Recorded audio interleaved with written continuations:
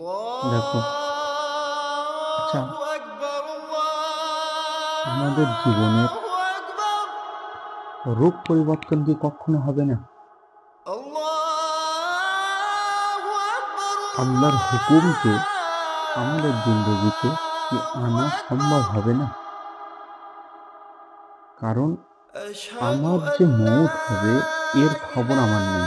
إله إلا সমস্ত মানুষ الله দুনিয়াকে সামনে রেখে দুনিয়ার ব্যাপারে বিরাট একটা মেহনত করছে, أشهد أن لا যে মেহনতের কুল আর কিনারা কিচ্ছু না। إله إلا বিরাট হারে মেহনত الله করছে মানুষ, কিন্তু এই মেহনতের দ্বারাই দুনিয়াতে বেড়ে أشهد যাচ্ছে, أن কিন্তু আমার আখিরাতে কি হবে محمد এই رسول ভাবনাটা মানুষের মধ্যে الله নেই।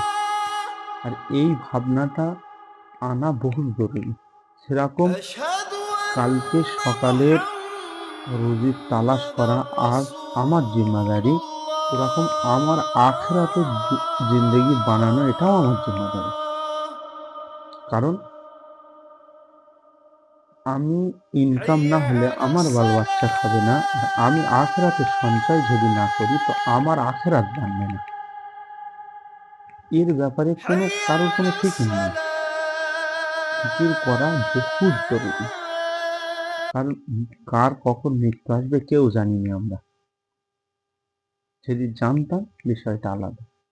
মানে আল্লাহর হুকুম, হুজুর পাক সাল্লাল্লাহু আলাইহি সাল্লামের তরিকাটা আমার জীবনে পূর্ণাঙ্গভাবে থাকার প্রয়োজন আছে। কেন?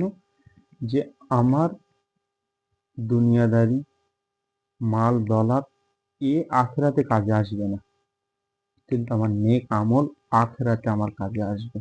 আর তার জন্যে আমার দিমাগকে আখিরাতের ব্যাপারে ভেবে নিতে হবে।